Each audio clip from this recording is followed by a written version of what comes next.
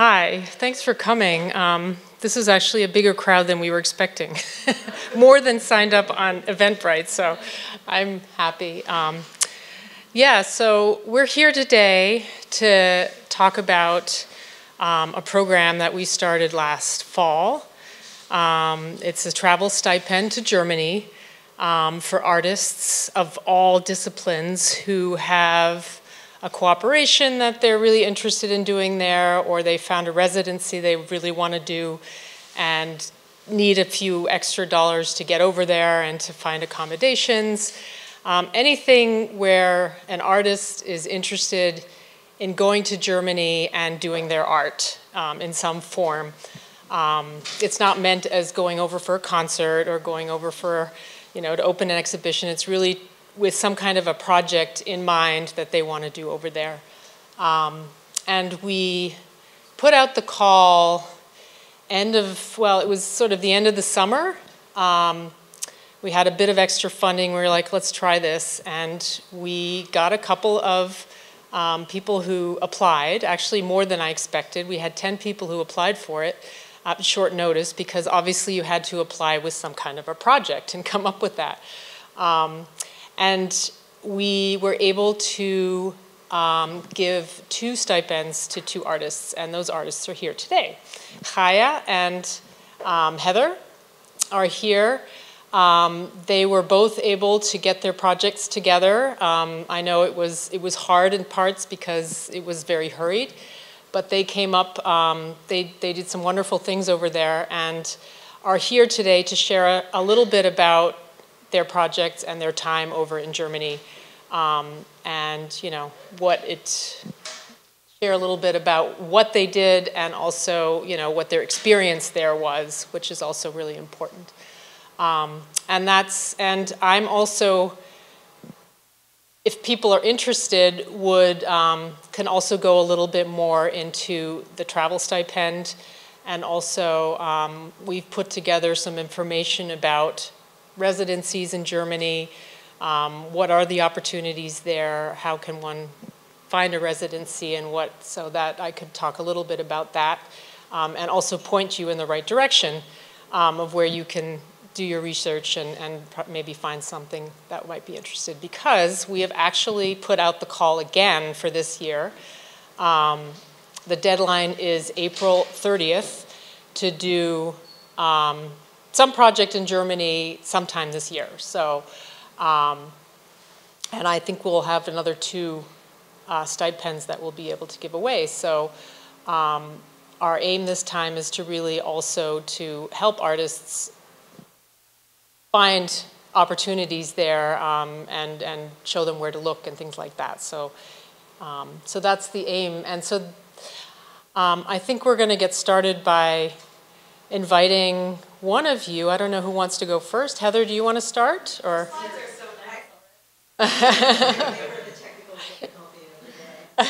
nice. Okay.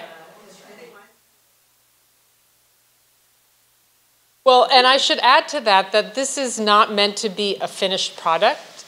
The idea of a lot of our residencies is that we're really excited about giving artists an opportunity to experiment, to try out something they've always wanted to try out, to go to Germany to work with someone that they really wanted to work with, or to do this special opportunity. So it's work in progress. And also we have a residency here in this building, which actually Heather did a few years ago. Yeah, and it was really great. You can see that all on our website. I'll show you where it is. But I think you guys came in with maybe a little bit more of an idea, but you were here for 2 weeks, and it sounds like it really developed a lot during that time because you had time to be here. They did a lot of looking at the building and the history and what's all on the walls, what significance does that have? And it was really cool for us because they did a lot of research on the house. And so that all kind of just happened while they were here. And I think the stipend to Germany is the same. It's about going there and really trying to do something new and try to use the opportunity. So just with that little introduction, I'd love to hand over to you, Heather, to just give us a little bit of a view into your time in Germany. Okay.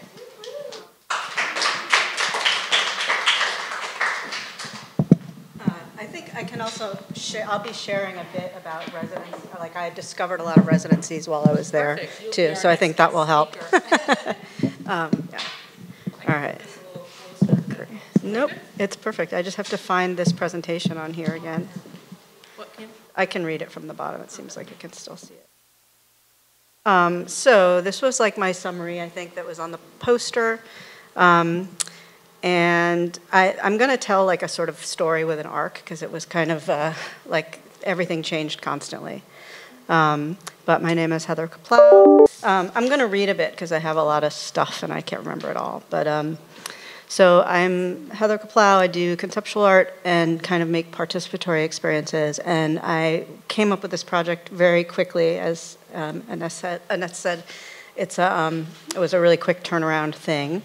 And I was going to do research for a future collaborative project called Getting Somewhere Important that looks at how public spaces reflect social values around success and failure, and at creative ways that people respond to public space that resist that embedded binary. And so let me just see if I can see anything important that was in here. So I spent a month of my time in Berlin. I was there for 6 weeks, and the rest in Hamburg, and my plan for the trip took some unexpected twists and turns, but I trained, there's like a whole story. I trained in a DIY feminist model of peer-driven community care, investigated my internal landscape for some of the patterns I'd intended to look at in a physical landscape, and perhaps because of everything going on in the news and because of the sites of my residencies, I ended up focusing on the difficulty of memorializing the uniqueness of individual human lives. So let's see, the original plan was to go to northern Germany for 2 weeks in November and do some tests for a project called Getting Somewhere Important. It says all this here. I was going to work with an artist that I had met in Bergen, Norway the year before, and they had started this sort of storefront social practice arts gallery called No Goods, and I went to a lot of things that they did there, and then we had a plan to work together, but I ran out of time. And so when I saw this, I knew that they were living back in Hamburg. I said, maybe let's use this as an opportunity to sort of investigate this idea we'd had. So we put together a proposal quite quickly, but with lots of meetings, and we were really excited about it. And then after I received the funding, which I was like, didn't expect at all that we'd stand a chance because it was such a like out there idea. We were going to go hang out at bus stops in rural Germany, and in November, and we had found a residency to stay at in that very like the population of that region is about 2,000 people. The town we were going to be in, and you know, then planned to do this sort of research and a workshop and installation, all as research for a larger project in the future about this idea we came up with called social spatial dysphoria. But things kind of fell apart in a couple of different ways. And the first way was that the residency we were going to stay at had to close like immediately, and we couldn't be there. So, and then my collaborator, let's see, I'll go to the next slide. I think I have my notes on that. Okay, so yeah, what happened instead? And I have to give you the caveat is that I had to do all my own documentation, and I had no production grant, so it was just the travel grant. So let's see. But I'm looking at another slide here, so I'm just going to wing it. I have no idea what you're seeing. So the artist that I was going to work with when we didn't get when the residency we were going to be at fell through, they decided that they had to take a job in November into mid-December. So I was just like, all right, you know what, I'm just going to get to Germany because this grant has to be used by the end of the year, and I'll start working on this without them in Berlin, and then I'll move to Hamburg at the beginning of January when they get there. Well, actually, they were working in Spain until mid-December, but then with the holidays and everything, it just made sense to switch over in January. So I wound up in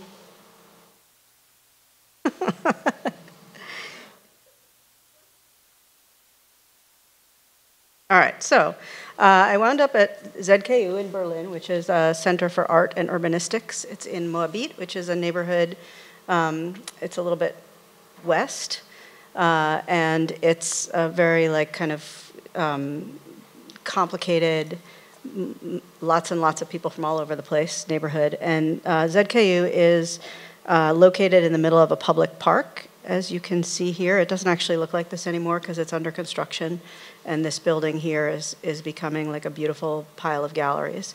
But because it's in the park, it's sort of, everybody engages with it, and you're living in the middle of this public park, which is lovely. And so they have space for 12 live-work studios, and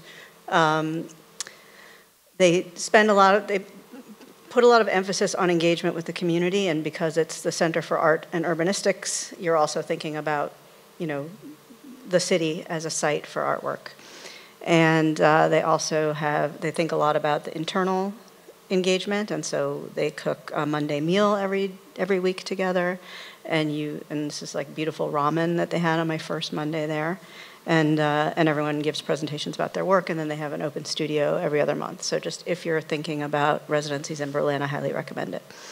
And people come from pretty much all over the world, to like every continent, to be there. And they were also really nice to me because I was going to be alone there in the winter, like during the holiday. They got me a tiny sauna so that I would feel like I was having spa time to myself instead of just being alone on the holidays. That's what it looked like, which is a little weird because you have to kind of like hang out in the sauna in the park in front of everyone walking their dogs, but that's cool. And then because I knew my collaborator wasn't going to be available till mid-month, I just kind of like threw myself into hanging out with friends, seeing art, going to music, and going to a lot of workshops because I knew I was going to do a workshop and I wanted to sort of think about what was possible in the structure. So this was a workshop I went to. I can't pronounce everyone's names because I'm not able to see my notes now, but this was a workshop at Art Laboratory Berlin, and it was about queering menstruation. So it was 2 days long, and it was my first weekend there, and I met a ton of people and hung out with them and stayed friends with them the whole time I was there, just because it was a subject matter that got people really intimate really quickly. And it gave me some inspiration for my own work. This is another picture from it because it's just so glam, I think. And you know this person. So, and then I did a workshop at the Oyun Cultural Center, which has been, I don't know if people have been following this, but it was in the news a bit internationally, with a Palestinian musician and playwright about grandmas. And we spent like a whole day talking about grandmas in a group, and it was so beautiful. So this is just an image from that.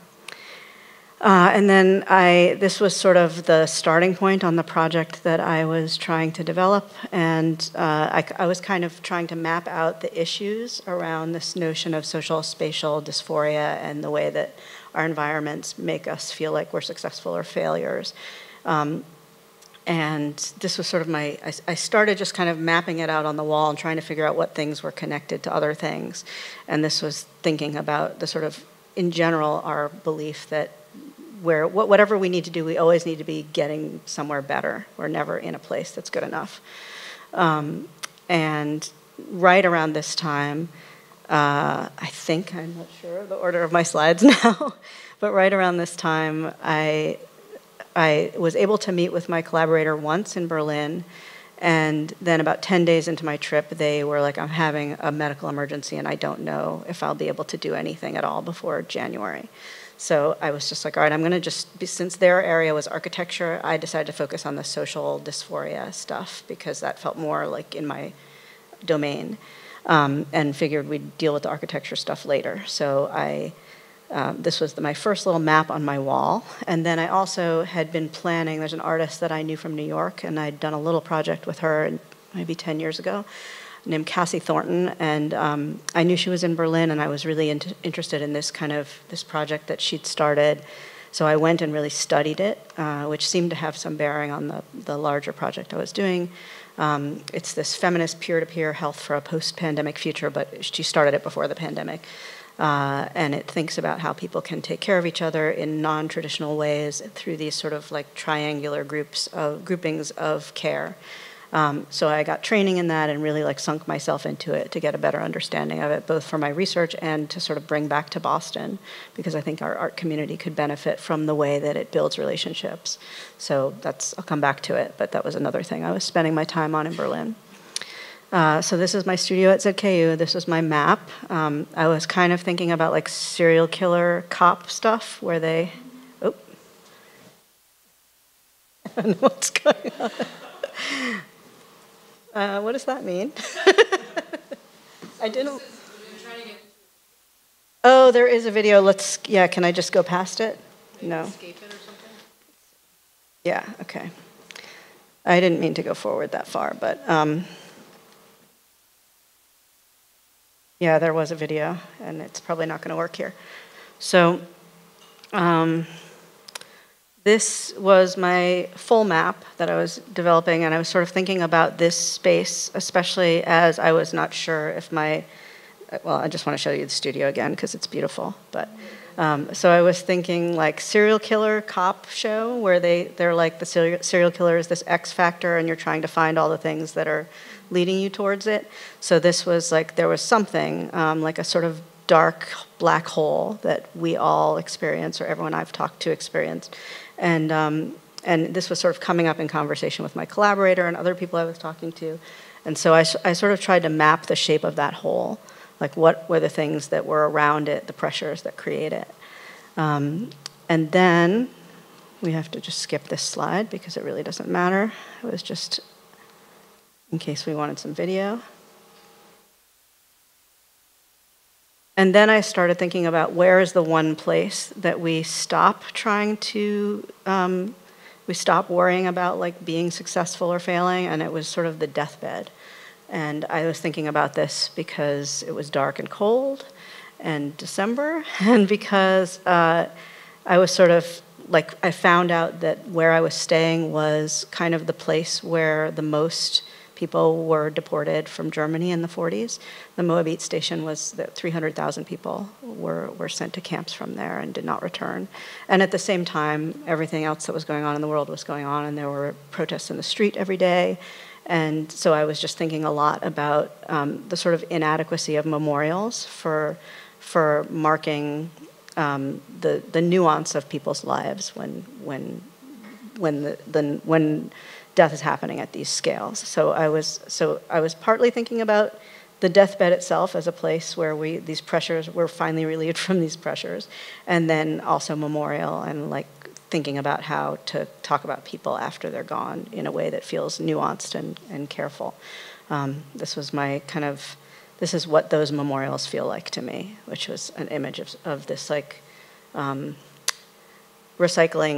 paper recycling that was right next to them. I thought, oh, this is actually more accurate in showing the scale of the amount of people whose lives just ended there, basically. And then also, it also shows just like you can't really capture nuance at this scale. And that all led me to the project that I ended up doing in Hamburg. And I'd been hoping my collaborator would be able to join me, and they were not. So I went to Hamburg and knew no one. And I landed at this place called Hypercultural Passengers, which is another residency that I sort of discovered through friends in Denmark. And it's just, this is a kind of workshop space and a gallery, and there's an analog photo lab, and then there's a bedroom and a kitchen in the back. And it's in this incredibly diverse immigrant neighborhood, mostly Turkish and Albanian, on a tiny island, kind of urban island called Vettel in Hamburg. And I had access to this studio space to do my prep for an installation or workshop. But because of, also the guy who was hosting me had an emergency surgery as soon as I arrived, so he wasn't able to help me. He could like barely walk. And I saw him the first day and the last day and never in between. And he couldn't help promote anything. So it was so because of the lack of communication with everybody having medical emergencies, we lost the ability to use this gallery space for the project, and I had to find something else or like at the last minute, which I did. So if anyone's trying to like figure out how to pull things together at the last minute in Germany, I can help. So I developed this workshop. This is the space I found instead. It's called Villa Magdalena K. It's a like queer feminist DIY space in the St. Pauli district in Hamburg, and it also has a residency, which there was a refugee staying in the artist residency spot when I was there, but it's open again now if anyone's looking to do a like all queer. I think you have to identify as queer or non-binary or female. I'm not positive, but it's a small household, very tight. Everyone's space is very close together, but it's wood fire heated, which is really nice. And they have a letterpress and a silkscreen workshop. So anyway, this is their living room where they do events. And I had 2 versions of this little workshop that I did with people where they brought an object and talked about it and why only they could understand the value of it, like it's the specialness of their object. And then they interviewed each other with some questions that I gave them. We tried to sort of draw out nuances about a person that you didn't know at all. And then when we were done with that, people wrote each other eulogies. And then they read them to each other as if they were in their deathbed. And they were really based on the interview, so very specific for them. And then the next day, I turned all the materials from the workshop into an installation in the space with a deathbed that people could come in and lie on. And also, I don't think if it doesn't work, I can play it from my phone. I recorded the sound of the workshops and processed it in a way that made it sort of sound like Gregorian chants or something. So it was this very tomb-like environment. And people when they came in, they put their objects on display here that people could read about why they were so important to them. And the eulogies were here, and all the interview material was here. And then some people made nonverbal eulogies. I had a painting station, and these are them. Oh. Hi. Nice. All right. And then, this one, oh, you know why? It's probably freaking out because this is where the sound would be. So the center of this thing was this bed, and these were speakers that played the sound that was based on I'll play it from here for a second or two, that was processed sound from the workshops. But like I said, it sounded super spooky and so this is people talking about writing and interviewing each other, but once it was processed, it sounded like this. And things were very dark. I had to turn on the lights to take pictures. So people came, they looked at the stuff on the walls and read it, and then they could choose one of the eulogies that someone had written for someone else, and they could lie in the bed and have it read to them. And what was really interesting is that everybody said that they felt like it was about them, even though it wasn't. So that was also, and even though there were really personal details, somehow the way so it was sort of thinking about how it's so hard to memorialize people in such a nuanced way that it really is specific to them, but they also all felt really cared for and thought like someone had really thought about them, which is so weird. So that's one of my findings. And so the outcomes, what's next is I'm still working with the hologram group. This is from the last week. This is working with someone in India and New York and Berlin. And they hired me to kind of help them shape a book about the hologram, which will be coming out. It's for triennial and biennial planners in the apocalypse or something like that. And what else? What are the other outcomes? I've been invited back to all of the residencies I was at and 4 others that I got in touch with during this project, trying to make things work. And so I feel like I don't know when or how. I've also sort of started connecting with some folks. I did a project in Boston that some of you were at, many of you were at, that brought some Norwegian artists to Boston to do performance art in the Waterworks Museum here. And I connected with the Waterworks Museum in Hamburg while I was there, and there's a very slight chance there might be a way to do the same thing there with mostly Norwegian funding, because they have a lot of resources for that. We'll see. And then what else? I would like to go do the original project if my original collaborator is feeling strong enough and able to take the lead on making it happen. I don't think I'm able to do it at this point. And then there's a lot of little personal, I don't see a next place to go with the Deathbed Dreams project, but I think there's a lot of really little personal projects have come out of it for me that I'm playing with now. So it was very fruitful in that way. But anyway, that's it. Sorry for all the technical difficulties. I know it makes for a terrible film.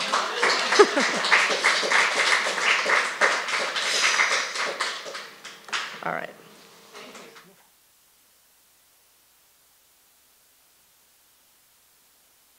Have any questions for Heather? Yes. We'll just,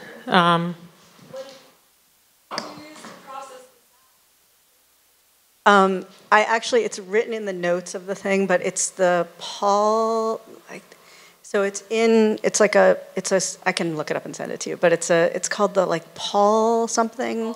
Yeah, it's a Paul stretch, but then I like cut it in half and then turned it around and then Paul stretched it again. Because there were some privacy, there were people who were like, I don't want my voice to be audible at all, or, so I was trying to protect people's privacy. It sounds totally like nothing, right? Yeah, so it was a 5-hour loop of that, basically. So, thank you.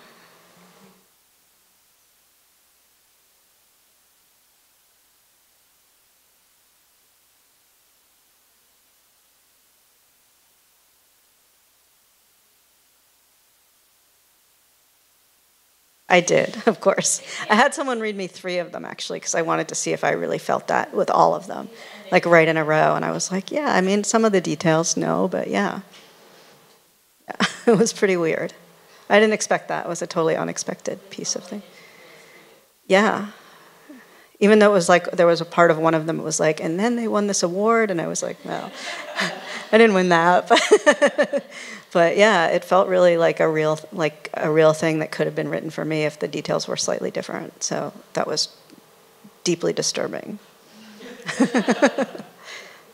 Anything else? All right. Yeah, go ahead.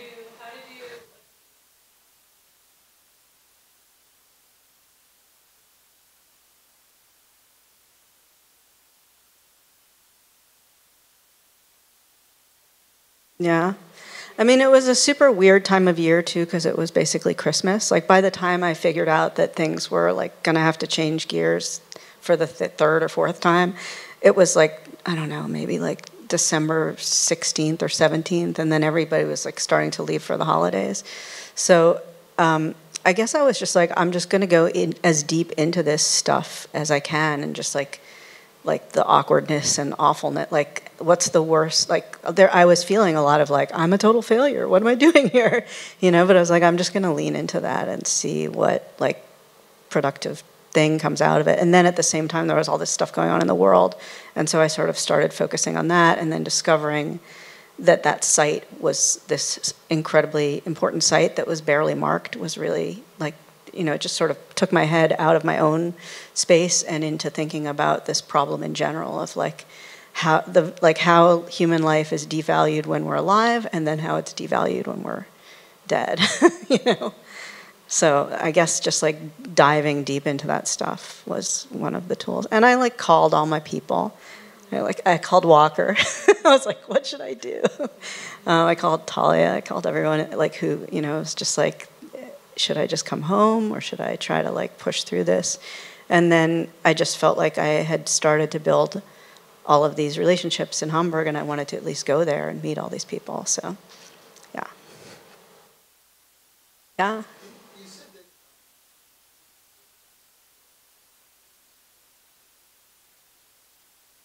They thought it was funny. They were like, oh, wow, this feels like it's about me. But, I mean, I don't know if I could replicate that. It feels like it happened this one time, and if it was a different group of people, it might be different.